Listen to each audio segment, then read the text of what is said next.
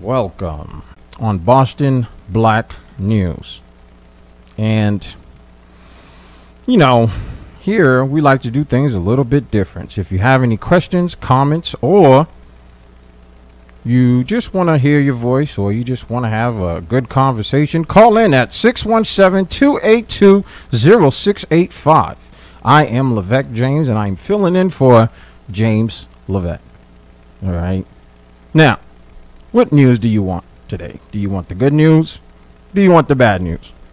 Let's start with some bad news. Now, Joe Biden orders shots for millions, calling unvaccinated a threat. What in the world is Joe Biden doing?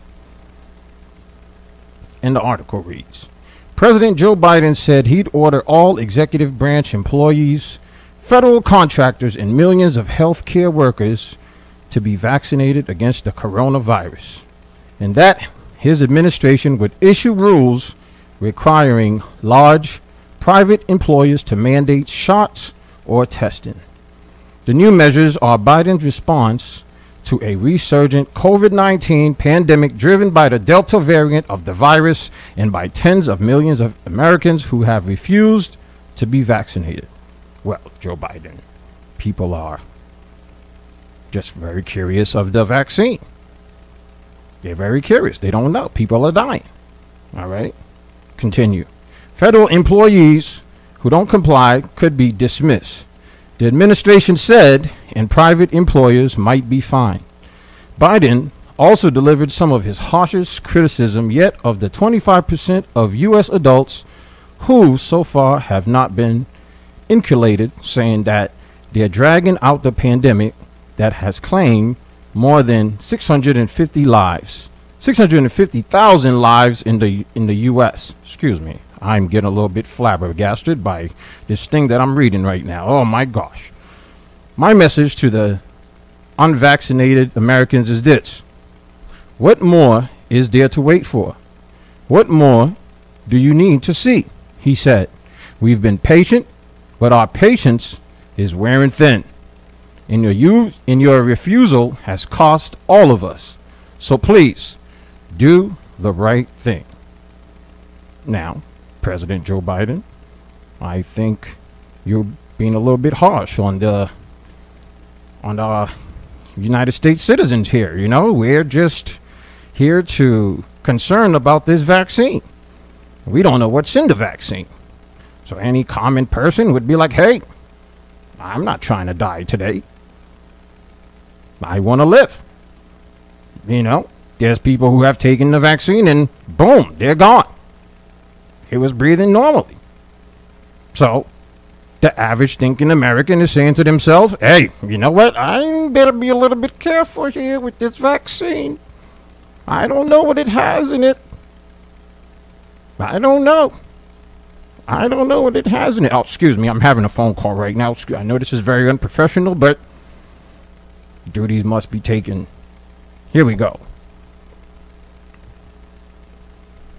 Yes. Continuing on. Once again, if you have any questions, comments, or you want to just call in and talk a little bit of news, or just get something off your chest, please feel free to call in at 617-282-0685. I am Levesque James, and I am filling in for James Levesque. Continuing on.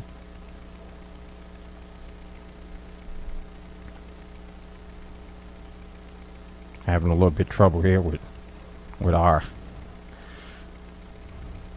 Yes, continuing on. And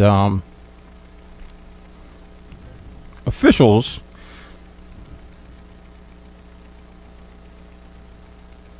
this is the thing with technology. It always freezes you up. But we need it. Now, on the next news. Now, I told you, which news do you want first? Do you want the good news or do you want the bad news? But unfortunately, I have a whole heap of bad news for you. All right. Once again, if you have any questions, comments, or you just want to call in, or if you're watching us on social media, welcome. I'm Levesque James. Plane with 7 people on board crashes on Cape Cod. Oh my goodness. in Provincetown, Mass. A plane with 7 people on board crashed Thursday on Cape Cod, officials said. Cape Air confirmed that a flight from Boston carrying 6 passengers and 1 pilot crashed while attempting to land at Provincetown Municipal Airport and burst into flames. Oh my. Park rangers who were first on the scene pulled the pilot and passengers out of the plane. Provincetown town manager Alex Moore said that there were no fatalities, but those on board suffered broken bones and severe burns. Oh man, look at God. Everyone was taken to Cape Cod Hospital, but there was no immediate word on their conditions. They were extremely lucky to walk away from this, the fire chief said. So, if you don't believe in a higher power, what do you call that? What do you call that? These people, 7 people who boarded a plane and it crashed in Cape Cod yesterday, and they just walked away. That, my friend, is God saying, I have all you guys in the palm of my hands. Giving a bounce with it. That's right. Now, if you're lucky enough to be breathing today, you're blessed. Okay? Stop worrying. Stop concerning yourself and enjoy the day after you finish listening to Boston Black News. All right? Now, that also tells you that you should always be prepared for the worst thing that could happen, because we just don't know. We do not know what is happening. All right? These people got on a plane, was thinking they was going to the next destination, and then boom, accident. Luckily for them, they was able to walk away. But some who got on the plane were not so lucky. Our own beloved Kobe Bryant passed away earlier this year. Plane accident. So, make sure you guys are protecting yourself with getting life insurance. Okay? Got to make sure you insure your flesh. All right? Once again, this is Levesque James, and I'm filling in for James Levesque here on Boston Black News. How are you feeling today, everyone who's watching us online? We got a couple people, hey, two, maybe one. Okay, hey, now, all right. Call in at 617-282-0685. Once again, 617-282-0685. Now, in the next news, from memory to history, how America will remember September 11th on its 20th anniversary. September 11th. Do you remember where you were when that incident happened? Do you remember what you was doing when that horrific incident happened? Think about it, folks. Across the United States on Saturday, memorial events and observances will be held to honor the victims and remember the legacy of the September 11 attacks. President Joe Biden and First Lady Jill Biden plan to visit all 3 sites where the attacks unfolded: the World Trade Center in New York City, the Pentagon outside the Washington, D.C., and the field near Shanksville, Pennsylvania, where United Airlines Flight 93 crashed.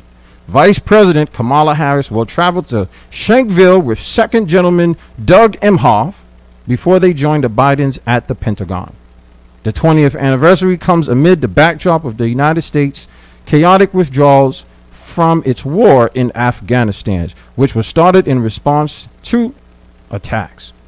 Biden last week also directed the declassification of certain documents related to the attacks, which the families of some victims have sought in hopes of implicating the Saudi government. Now, As I told you before, what were you doing when September 11th happened? I remember I was in a classroom. I was in the classroom and it was chaos. We heard it. People started crying. And as you was watching television, one thing that you saw was the buildings going down. But if you look, people were helping each other. People were actually caring about one another. Instead of worrying who's black and who's white and who's this and is he a Democrat, is he a Republican? No, it was helping each other. That's what we have to get back to. Loving each other. And hopefully, this 20th anniversary helps us remind us that we all humans. We all need loves. We all need sun. We all need a little poutine pie sometimes, you know. I'm just joking. Just a little humor here from Levesque James. Give me 1 second here.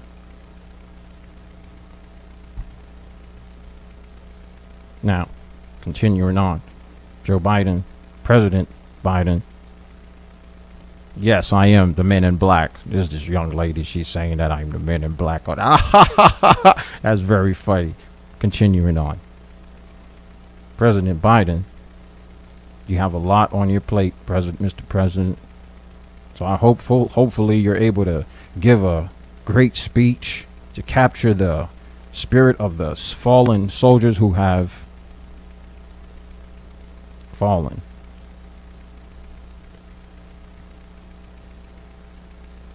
Continuing on.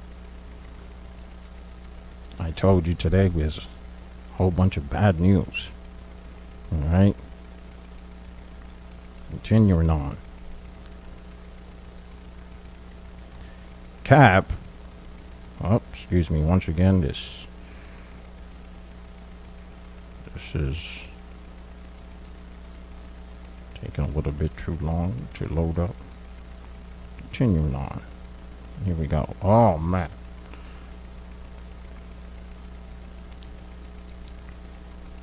Ex-Marine sharpshooter accuses of killing 4 was searching for a non-existent girl who believed needed help, sheriff says. What? And the article reads, the ex-Marine accused of killing 4 people, including an infant, outside Lakeland, Florida, was looking for a little girl he believed was suicidal and being sex trafficked. Polk County Sheriff Grady Judd told reporters Thursday. Brian Riley, 33, admitted to deputies that he shot several people Sunday morning and stated voices and God told him to do it. Oh, hold on. God told you to do what? According to the criminal affidavit, he told his girlfriend that God told him to intervene and prevent the suicide of a girl named Amber. According to the affidavit, during a news conference on Thursday, Judd said this allegation was patently false, saying there were no victims of sex crime in the house. Riley went before Judge Heather Beto on Monday, who ordered him held without bond on 4 murder counts. According to the 10th Circuit Trial Court Administrator Nick Sudizzini, Riley was appointed a public defender and will be held in Polk County Jail, according to Suzuma. Now, I don't know what's going on with this young man, but clearly God was not talking to him at all. God was not talking to him. How can God talk to you to hurt somebody? God is love. God is love. He did not tell you to do that. The devil tell you to do that. Or you told yourself to do that. Don't blame that on God.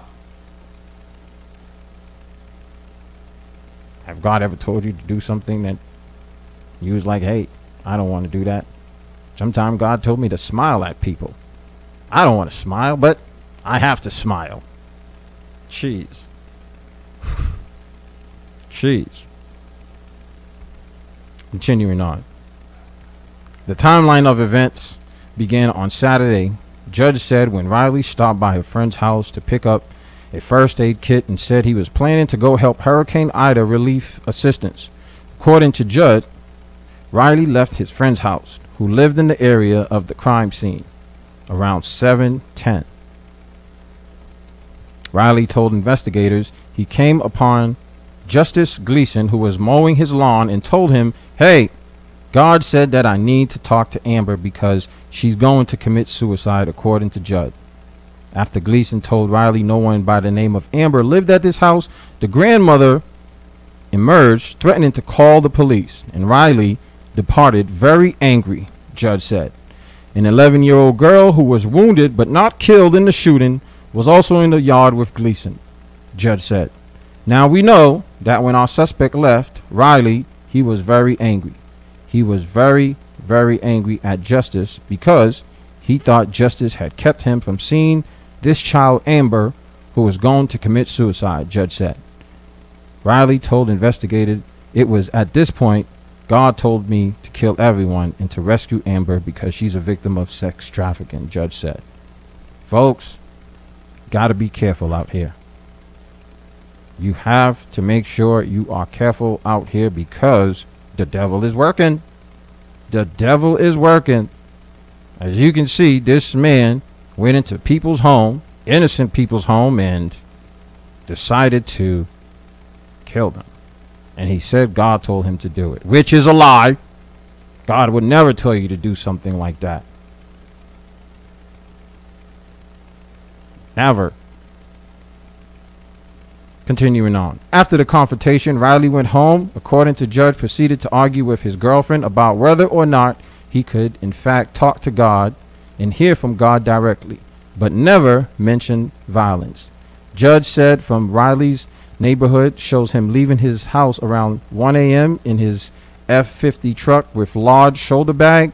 Riley told police he returned to the scene to do reconnaissance outside the house in the moonlight. This is very sad, folks. But once again, God's hand was on this. Okay? Because Riley found the 11-year-old girl hiding between the cabinet and the toilet and shot her multiple times after demanding to know where Amber was, according to Judd. Riley told deputies, "I tortured her in order to investigate, in order to find Amber, and said when she couldn't tell him where she was, I eliminated her," Judd said.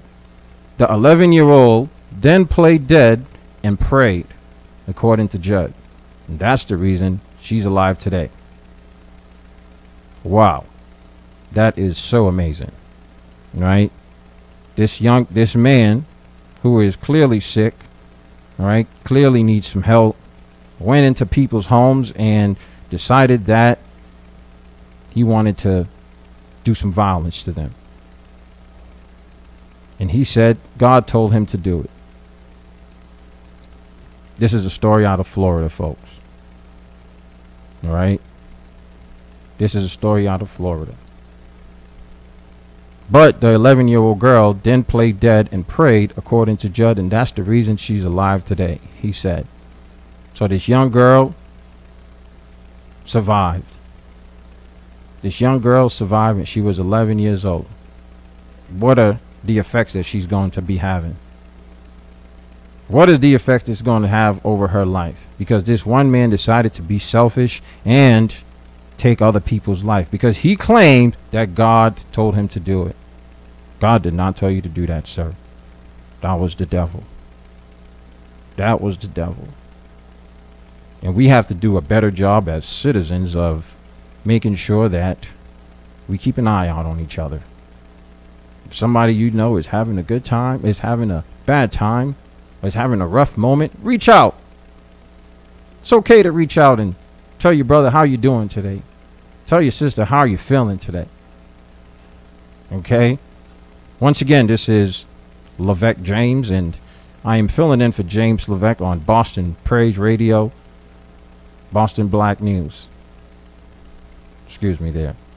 Eric gave me that. What are you doing? No, it's Boston Black News. Hopefully everybody who's watching this is having an incredible day. And once again, we're talking about news from across the country. Now, Rikers inmates throwing parties, make TikToks, and beating each other up amidst guard shortage. What in the world? Rikers inmates throwing parties, making TikTok, and beating each other up amidst guard shortage. Rikers is a prison. If you don't know what Rikers Island is, it is a prison in New York City. And these inmates have been throwing parties and making TikTok videos and beating people up amidst there's a shortage of guards. The situation at Rikers is getting out of hand as a lack of guards have left inmates to fend for themselves, and some are overdosing, getting beat up, while others party and make TikToks. Now, I have a quick question. How do these guys go get these phones to make TikToks, and they're supposed to be in prison? Who's bringing them the phones? And how are they able to post on TikTok? I don't even have a TikTok. Are you TikToking right now? Unfortunately, these prisoners in prison, because there's a shortage of guards, are able to have their way in this prison at Rikers, and they're making TikTok videos and beating other inmates up. Continuing on. Per the New York Post, shocking TikTok footage is circulating showing an instance of brutal beating of one man by 3 inmates as he screams in pain. Excuse my language here. Why the F are you fighting me for? The inmates yell. I'm not a brim. In another video, the inmates threw a rager in a cell. They can be seen smoking, drinking, and dancing while listening to music. Now, okay, who are they dancing with? Are they dancing with each other in prison?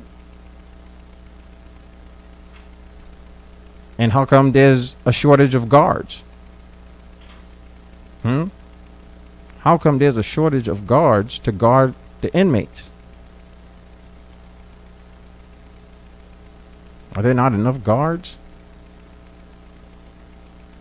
But I hear the turnover rate is pretty substantial with people who, that's their occupation. Because it's such a stressful job. Such a stressful job.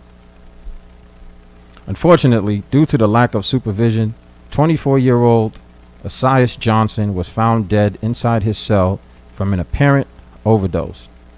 Maintaining safety and security in New York City jails begin with maintaining proper staffing levels. The number of correction officers has dwindled down to less than 7,600, including the nearly 1,300 correction officers who have resigned since 2019 because of the horrific conditions Mayor Bill de Blasio's negligence has created.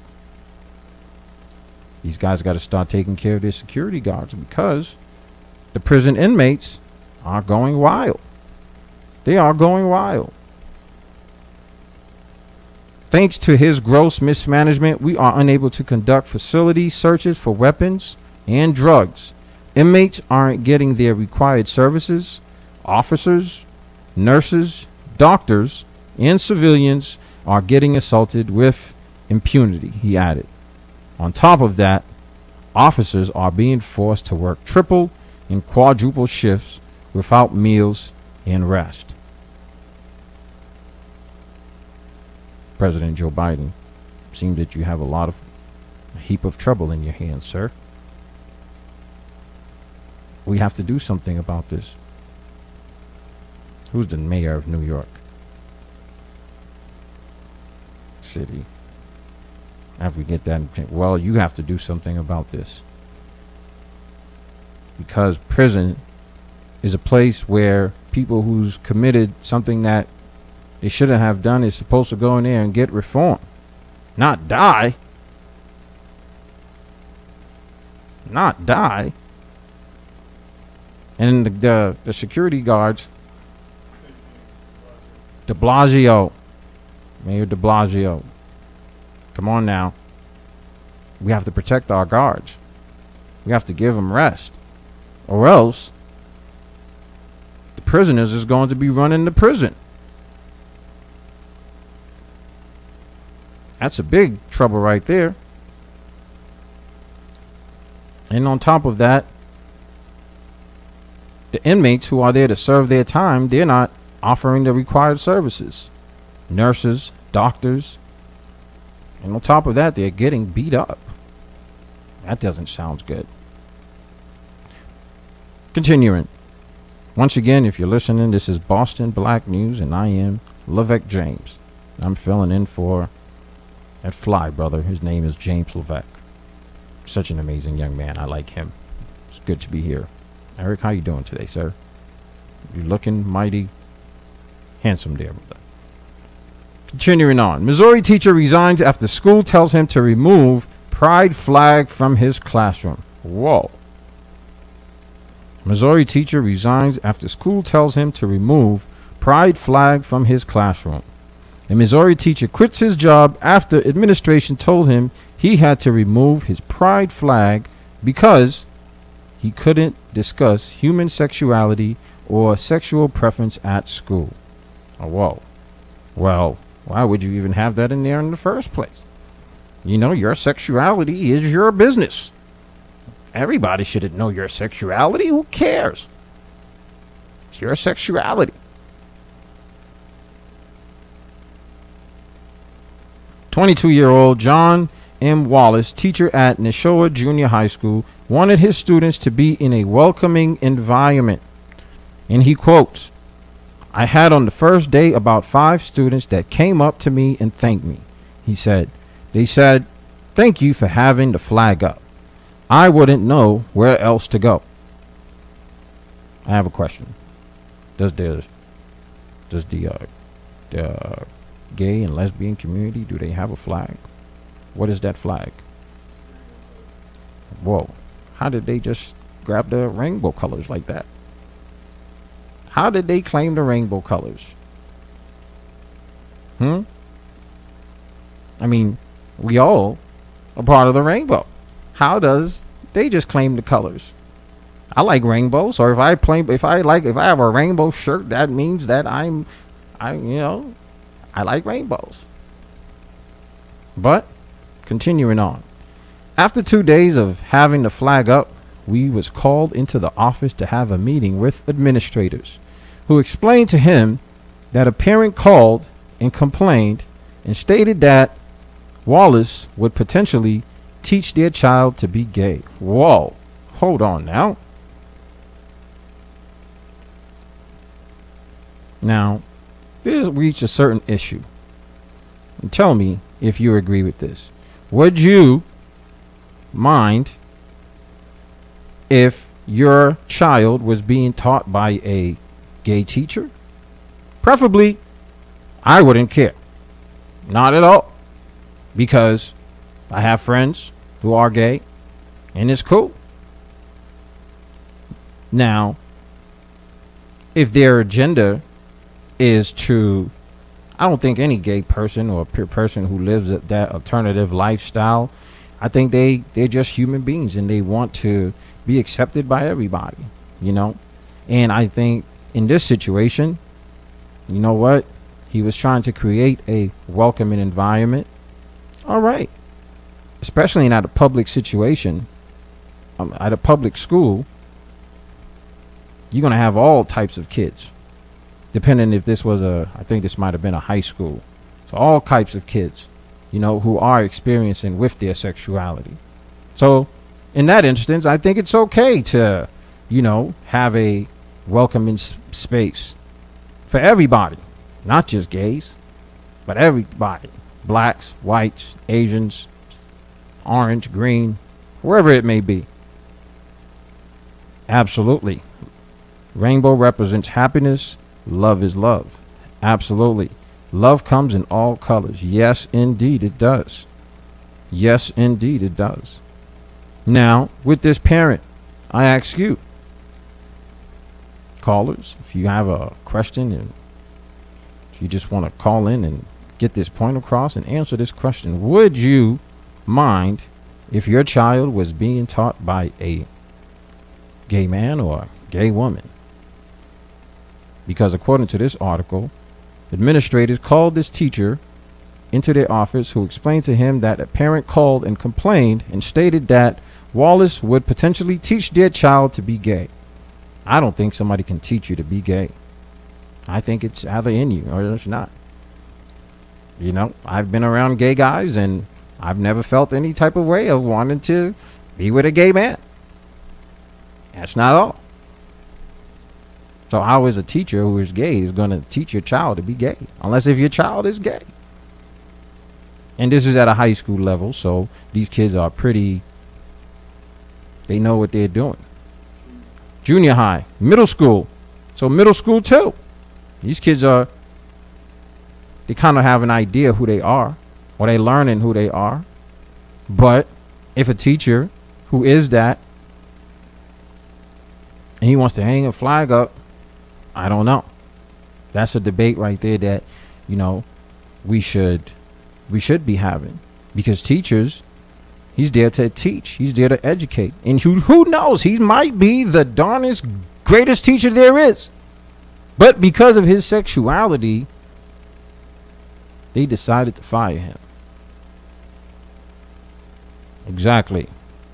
Hold on a second. What about these coaches and preachers that's been teaching our children forever? Don't just focus on what's going on in school, is in the churches, it's on the basketball court, it's everywhere. I agree. I definitely agree. You know, we can't just blame all the, hold on a second. We can't just blame just the, okay. Our engineer just did some research and he gave us the meaning behind the gay flags. The 8 stripes equal pink, which is sex. Red equal life.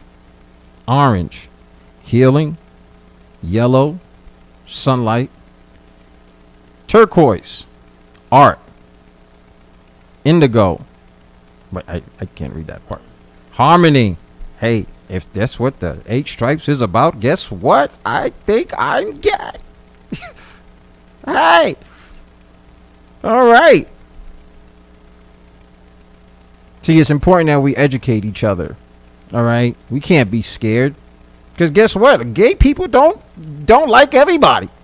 I have gay friends, and they be like, no, I don't even like him. He doesn't like me. Okay, I don't even look at him. We have to learn to start being and loving each other, because just what happened in September 11th, we are all human beings. We all need love. We all need life. We all need healing. We all need sunlight. We all need harmony. We all need sex.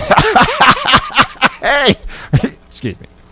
Once again, I'm Levesque James, and I'm filling in for James Levesque. Yes, absolutely. All the beautiful things that represent one another call is just to make you happy. I agree. Big shout out to Miss Mo. She's incredible. Y'all need Jesus. Laugh out loud.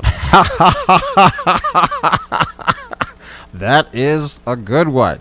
Continuing on. The minister who married R. Kelly and Aaliyah described their secret wedding for the first time. Nathan Edmonds said he had agreed to never speak about the ceremony until he was subpoenaed to testify on Kelly's sex trafficking and racketeering trial. Brooklyn, New York. For years, the story of R. Kelly's marriage to 15-year-old Aaliyah Houghton was shrouded in mystery. The two denied it had taken place even after the marriage license was published by the media. But on Wednesday, during Kelly's federal racketeering and sex trafficking trial in Brooklyn, the minister who married the two singers on August 31st, 1994, spoke publicly for the very first time. Nathan Edmonds, now 73 years old, told the court he had never met either Kelly or Houghton, which is Aaliyah, prior to the ceremony and had not known who they were. I didn't think it was anybody special. I didn't understand it at all, Edmond said in his testimony, which took place over a video conference call. Edmond spoke after being subpoenaed, and he acknowledged that he did not especially want to be taken to stand. According to the federal indictment against Kelly, he met Houghton when she was 12 years old and began a sexual relationship with her when she was still a young teen. Prosecutors alleged that Kelly married her because he believed she was pregnant and that it could keep her from testifying against him. Wow. I hope that is not, Kelly, because we certainly love your music. You remind me of a Jeep. I want. Stop it. Levesque, let's get back on point now. Come on. Kelly was previously charged with bribing an official in Illinois to get a fake ID for Houghton, and the marriage license falsely listed her age as 18. Edmond was then called in to handle the ceremony. A friend of Mr. Kelly's, who was also a friend and associate of mine, asked me to do him a favor. Edmond recalled. Kelly's friend, Keith Williams, knew Edmond because they both worked in real estate, Edmond said. It was a quick ceremony, about 10 minutes or less, in a hotel in Chicago suburbs, Edmond said. The only attendees were himself, Kelly, Houghton, Williams, and about 3 gentlemen whom Edmond did not know. Before conducting the ceremony, Edmond said he was asked to sign a confidentiality agreement, but he refused, saying it didn't look legally sound. I looked at it, I read it, and then I kind of, I chuckled and said it wasn't worth the paper it was written on. Instead, he was asked to give his word that he would never speak about the ceremony, to which he agreed. He was offered somewhere between $25 and $50 to officiate, but he declined the money, he said. For the wedding ceremony, Edmond said Kelly and Houghton wore matching jogging suits, each with one's pants leg rolled up to the knee. You couldn't see her whole face because her hair was over her face, Edmond said of the teenage singer.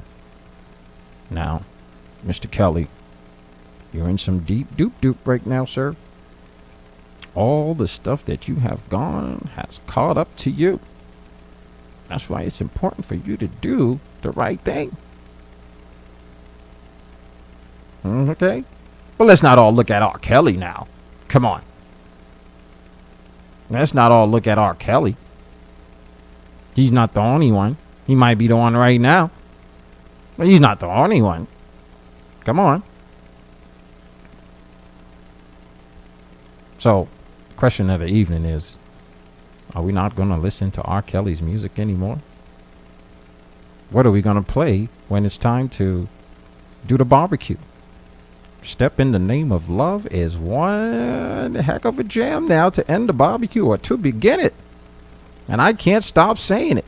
I can't stop because R. Kelly, okay, he's wrong. He's done some bad things, which he's actually paying for it. But are we still going to be playing R. Kelly's music at the barbecue? Is that something we can do? Now, I also wanted to know, where was Leah's dad in all this? Where was her father? Because my daughter, what are you doing chilling with a 30-year-old grown man? Where's the dads? Oh, because he was a singer and he was R. Kelly and he had fame? You gonna leave your daughter with him? What does that say about you, sir?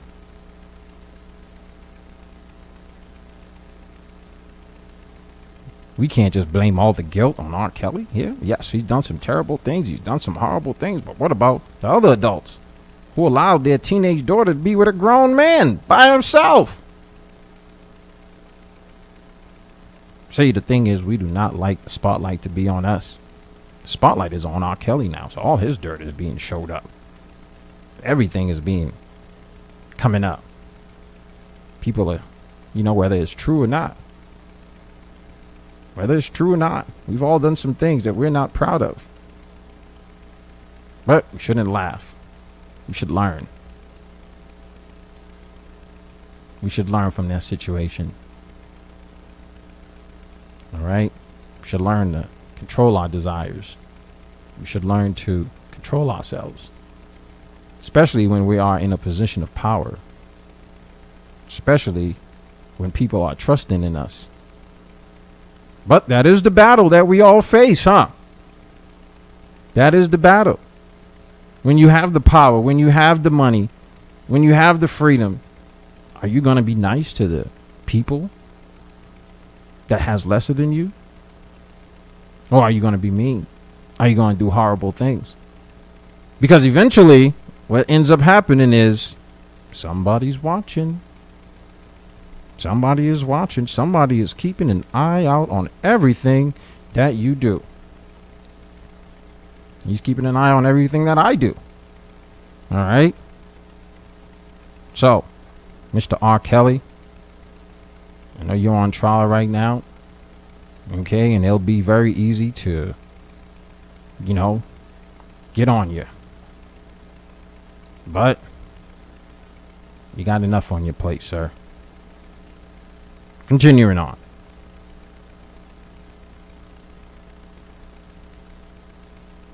Certain kind of smiling can repair relationships that have been damaged by mistrust. Let's continue. A smile is the key to 1,000 doors, but deploying it in every situation without mastery of its use is dangerous, says a new social science study. They say it takes 400 smiles, 400 muscles to smile. Well, scientists at Queen's University, Belfast found that subtle differences in the way in which a person smiled had not so subtle impacts on the opinions which the test participants had about the smiler. Interesting. So, it has to be a genuine smile. The worst type of smile that I hate when people do to me is this smile with no teeth. What kind of smile is that? Where's your teeth? Do you not have any teeth? They always give you this. Where is your teeth? It has to be a regular smile. See? Jeez. Once again, I am Levesque James, and I am filling in for James Levesque. Continuing on. Smiling at another person does not always lead to trust and cooperation. No, it doesn't. Okay? If you're got a weird smile, hey, this guy is weird. Can't be just smiling now. Said Dr. Stephanie Carpenter from the University of Michigan, a co-author of the study. Subtle differences in a smile can have a real impact on whether people trust each other and choose to cooperate.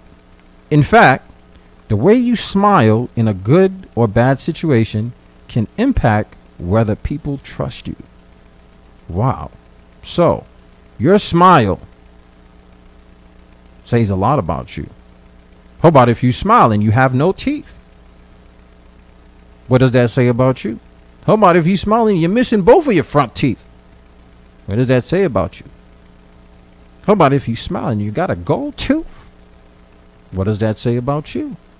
How about if you just smile and you just make somebody's day?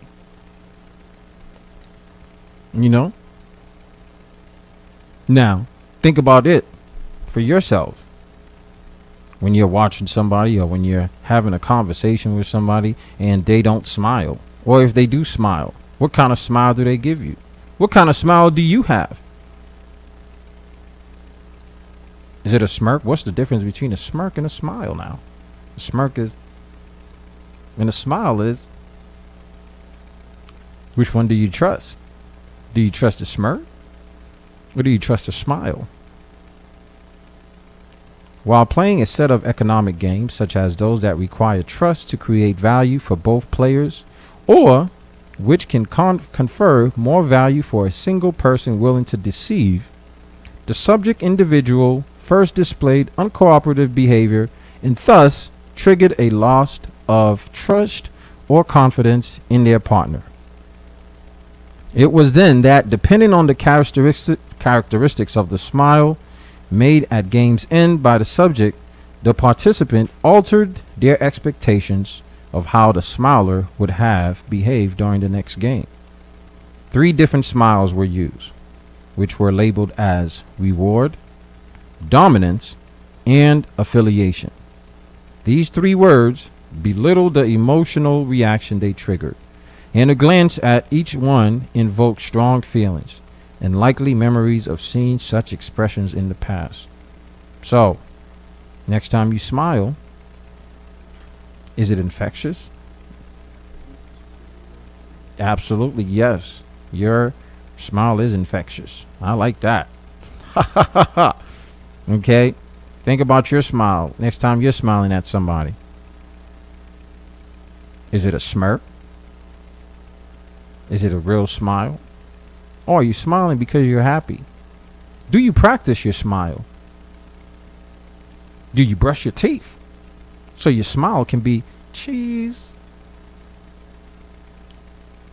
Or do you got some front tooth? I believe every gentleman, the first thing you got to do is, every man now, got to make sure you have all your teeth. Okay?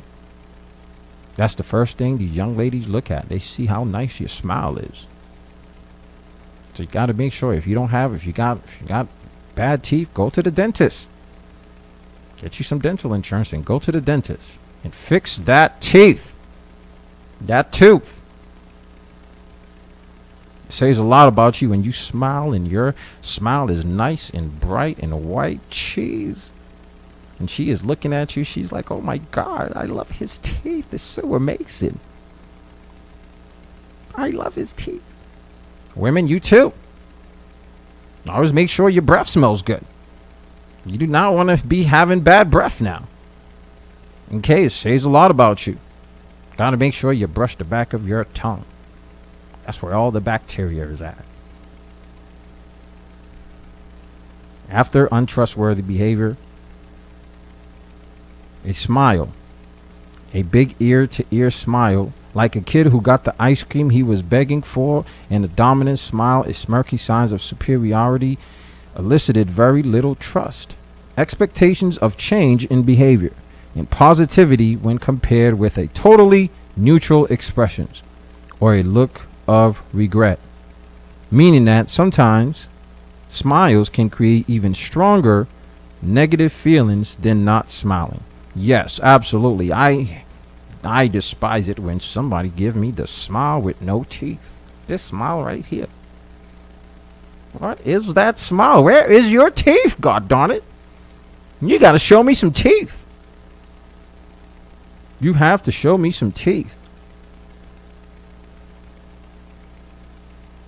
However, the affiliation smile, which seems to have a hint of regret, like the smile someone might make after consoling a dear friend, created a desire to repair the broken relationship and to trust the person who had just done something unfair. So, this has me thinking, make sure you smile. You know? But you have to be smiling inside as well, too. You can't just fake smile because people can read it. People can read it off your energy. If you're walking around, you got the smile with no teeth, that's a fake smile. Don't give me the fake smile. I want the real smile. Jeez. Yes, indeed. Show all your teeth. Or the lack of teeth. Okay. Think about the movies. Right? Think about the movies. For example, in James Bond films, said Dr. Magdalena from Queen's University, who led the research published in Cognition and Emotions journal, they often make happy smiles when something bad has happened or is about to happen. This context makes sense. Otherwise, happy and normal smiles feel threatening and unpleasant. Now, how would you feel if somebody just came out of nowhere just smiling at you? With no teeth. Where is your teeth? I'll think you are weird. Or I think you have no teeth. So the next time somebody give you this fake smile with the no teeth, they're being fake. They're not being real, because if they're being real, they're showing you all of their teeth. Jeez. Now, they often make happy smiles when something bad has about to happen or is about to happen. This context makes otherwise happy and normal smiles feel threatening and unpleasant. She adds, this finding of study shows the power of subtle facial expressions and the positive consequences that an affiliation smile can have in difficult situations. It also highlights the importance of social context. A happy smile that could be read as a signal of trustworthiness in one setting can, in another setting, can be seen as evidence of bad intentions. Mastery of the smile, then, can be an excellent way of getting out of difficult social situations, like the lack of thereof can be an excellent way of getting into one. So, in conclusion, if you smile at somebody, make sure you mean it. It's okay to smile. You walk over to a stranger, don't give them the fake smile.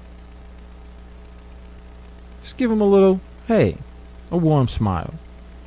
All right? And everything's going to be all right, because guess what? You might have made that person's day. You just might have made that person's day. Like, oh, this gentleman just gave me a warm smile. A lot of the time we have to be conscious of what other people are going through. So much. Okay. I think my time here is running out. I am Levesque James. Oh, hold on a second. Give me a second here. I am... Hold on. Having a little bit of technical difficulties here, you know, with these computers.